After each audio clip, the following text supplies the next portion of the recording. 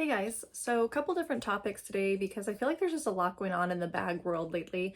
So I'm going to start off with the the relaunch of the Takashi Murakami collection. I feel like this was super nostalgic when I was in like middle school, high school. Obviously, did not have the money to be purchasing any of that, and my mother definitely was not going to be purchasing any of that for me.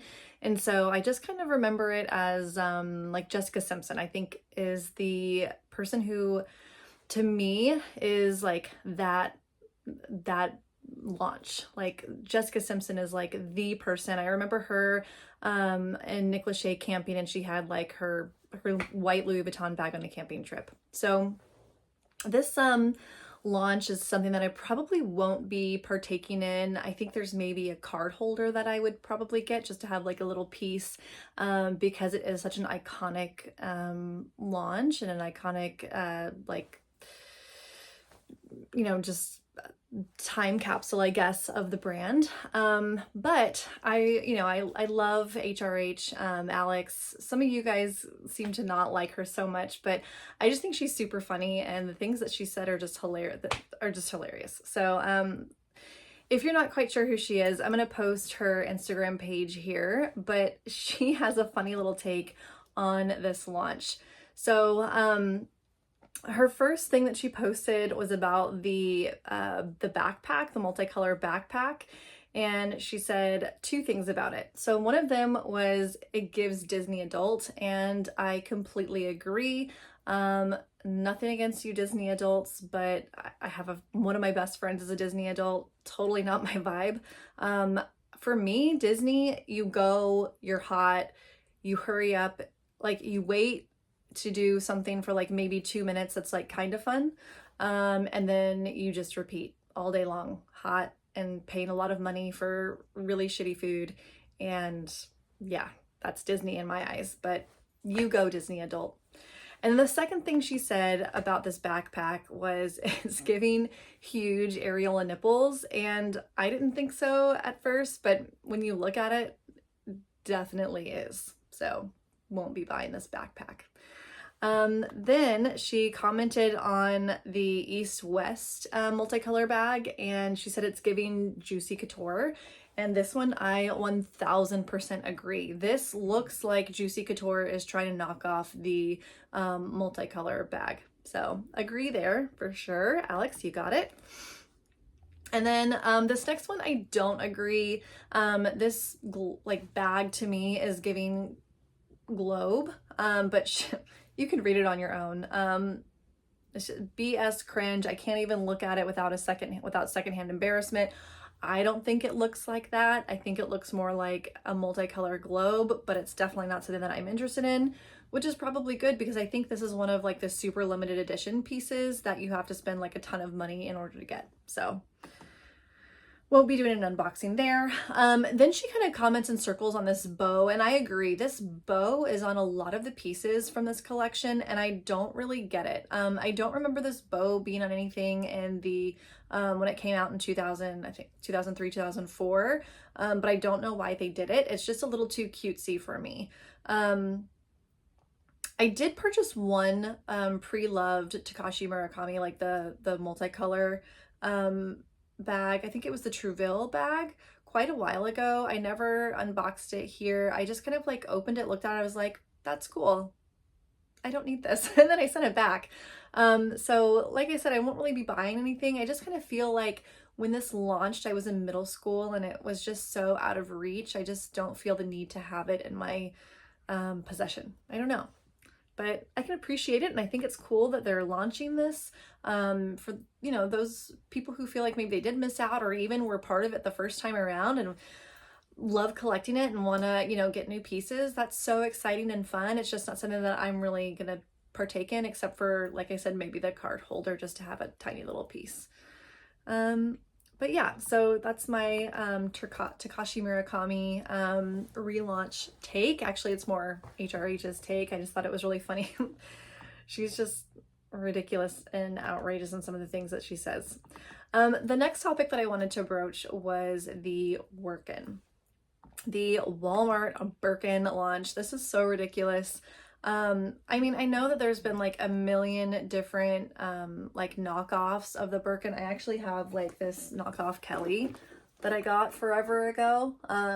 So it's not like it's like, oh my gosh, brand new scandal, you know, like there's a fake Hermes bag out there. There've been thousands and whatever of, you know, fake Hermes bags, but for Walmart, such like just such a household brand to be knocking off a Birkin, that's pretty crazy. So I did actually put one in my cart when it first came out, and I was just looking at it, like, I think I looked in the description and it's basically just like polyester. It's like a polyester shaped Birkin. And I wasn't gonna keep it. I was just gonna like reveal it here and then probably return it. But I was like, why am I wasting my time and Walmart's time? I don't see the need to actually have it in my possession. So I just kind of kept it in the cart and took some pictures of it. And then I saw online that it was sold out. And sure enough, when I went back, it was out of my cart.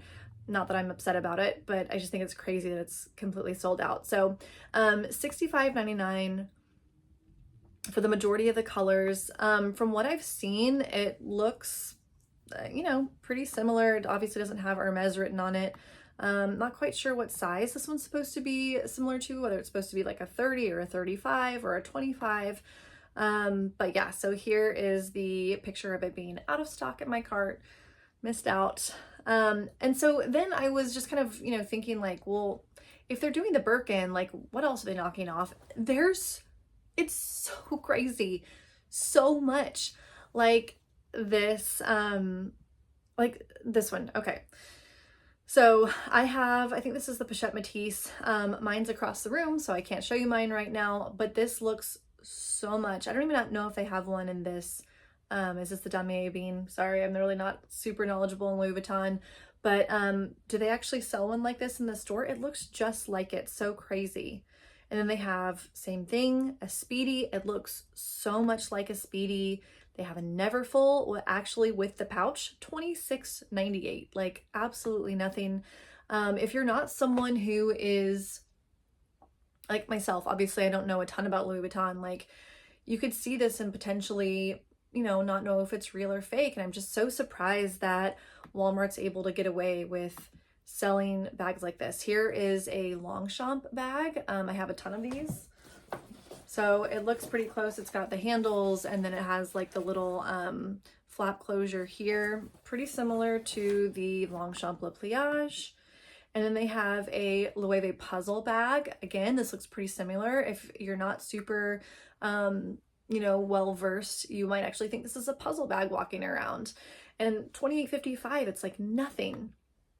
Here we have Bottega Veneta, $21.45. Then they have this, okay, this one really, really shocked me. So this one actually has LV on it. And this bag from Louis Vuitton came out, I think, a couple of years ago, where it had like the strap and then like all the little like pockets and pouches and things on it.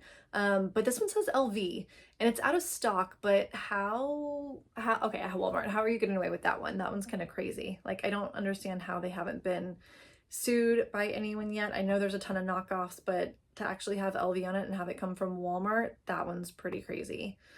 So my thoughts about the Wirkin, the Walmart Birkin, I mean, I don't know. I mean, obviously I have a fake Kelly right here. I don't ever wear it out of the house. I just kind of wanted to, I think it was more curiosity. Like I just wanted to see how similar it was to a Kelly.